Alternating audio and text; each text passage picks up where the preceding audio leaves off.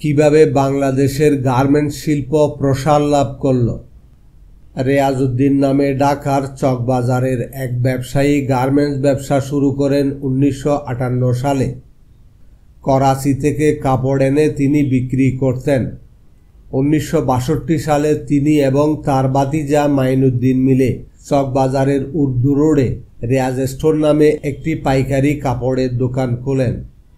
1965 সালে রেয়াজউদ্দিন করাচি ভ্রমণকালে মাসে 1 লক্ষ পিস পোশাক রপ্তানি করতে দেখেন। তখন থেকে রেয়াজউদ্দিন বিদেশে পোশাক রপ্তানির স্বপ্ন দেখতে থাকেন। সেই সময় চাঁদে অবতরণ করা 3 নভোচারী নীল আর্মস্ট্রং, মাইকেল কলিন্স এবং অলড্রিন ওয়ার্ল্ড গুডউইল ট্যুরের অংশ হিসাবে ঢাকায় এসেছিলেন। হোটেল ইন্টারকন্টিনেন্টালে এই 3 নভোচারীর জন্য আয়োজন করা হয়েছিল এক নাগরিক সম্বর্ধনা। শত শত মানুষের উল্লাস ও চিৎকারের ভিড়ে সেদিন রেয়াজউদ্দিন নিজের বানানো 3টি শার্ট নিয়ে গিয়েছিলেন 3 নভোচারীকে শুভেচ্ছা জানাতে। রেয়াজউদ্দিনের উপহার তারা গ্রহণ করেছিলেন। পরবর্তীতে 3 জনের কাছ থেকে ধন্যবাদ ও প্রশংসা মিশ্রিত একটি চিঠি পান রেয়াজউদ্দিন। 3 নভোচারীর প্রশংসা পাওয়ার পর রেয়াজউদ্দিন বেশ কয়েকবার করাচিতে যান রেয়াজ শার্ট রপ্তানি করা যায় কিনা সেই সুযোগ খুঁজে বের করতে। দেশ স্বাধীন হওয়ার পর 1973 সালে তিনি রেয়াজ স্টোরের নাম পরিবর্তন করে রেয়াজ গার্মেন্টস রাখেন এবং বিদেশে পোশাক রপ্তানির জন্য সরকারি বেসরকারি বিভিন্ন মাধ্যমে চেষ্টা শুরু করেন। বারবার বিফল হলেও অবশেষে টেক্সটাইল মন্ত্রণালয়ের সচিব জনাব ইদ্রিস সাহেব তাকে আশার আলো দেখান। 1978 সালের 25 জুলাই টিসিবির সহায়তায় বাংলাদেশ থেকে সর্বপ্রথম 4 লক্ষ টাকা মূল্যের পুরুষের শার্ট রপ্তানি করা হয় ফ্রান্সে। এই পোশাক রপ্তানি নিয়ে বিখ্যাত কার্টুনিস্ট রণবী কার্টুন পর্যন্ত এঁকেছিলেন। সেখানে একজন ঠোকায় আরেকজনকে বলছে, 4 লক্ষ টাকার পোশাক রপ্তানি করা হয়েছে ফ্রান্সে, চিন্তা করিস না, এই পোশাকগুলো পুরনো হয়ে আবার আমাদের দেশে ফেরত আসবে। যাই হোক, সেই সময় কিন্তু নারী শ্রমিকের কথা ভাবাই যেত না।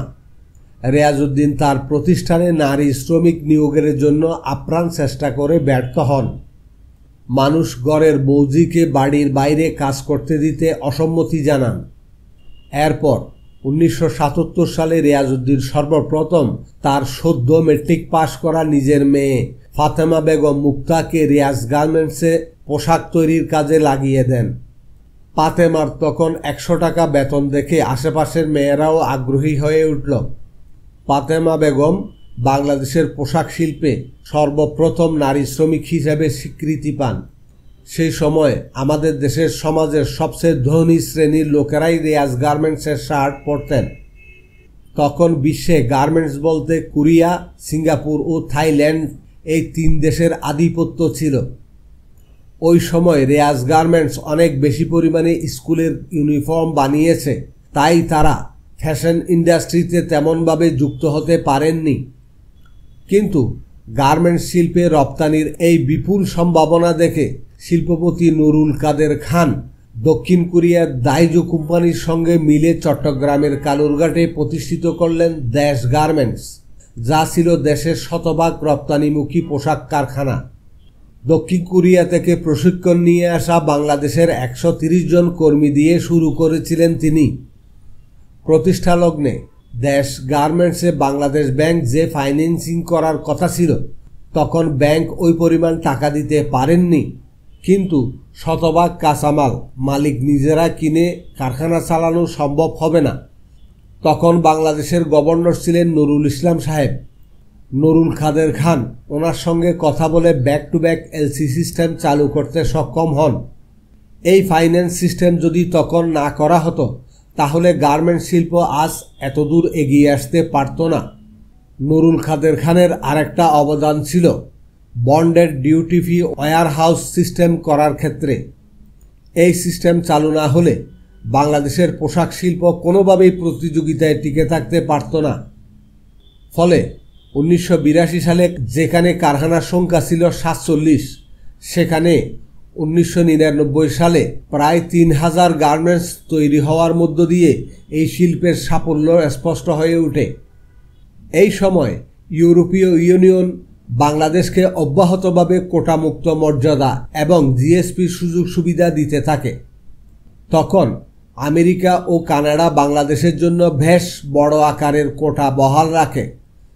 এই সুযোগ গ্রহণ করে বাংলাদেশ পোশাক রপ্তানিতে আমেরিকা, কানাডা ও ইউরোপীয় ইউনিয়নে বাজার নিশ্চিত করে।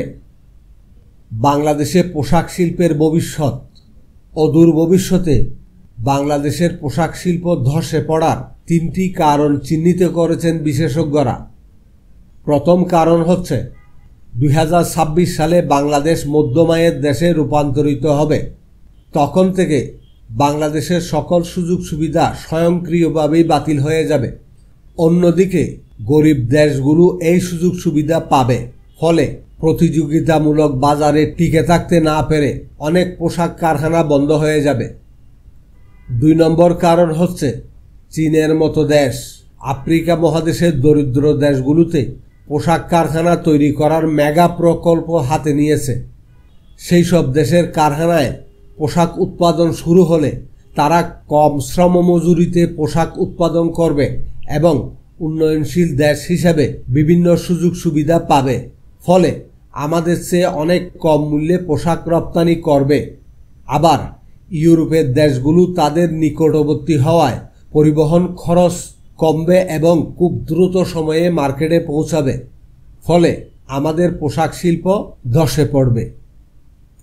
তৃতীয় এবং সবচেয়ে বড় কারণ সেটা হচ্ছে চতুর্থ শিল্প বিপ্লব, অর্থাৎ আর্টিফিশিয়াল ইন্টেলিজেন্স সমৃদ্ধ মেশিন চীন, জাপান, জার্মানি ও অন্যান্য দেশ ইতিমধ্যেই তৈরি করে ফেলেছে, যা দিয়ে হাজার হাজার শ্রমিকের কাজ অটোমেটিকভাবে একটি মেশিন দিয়ে করতে পারবে।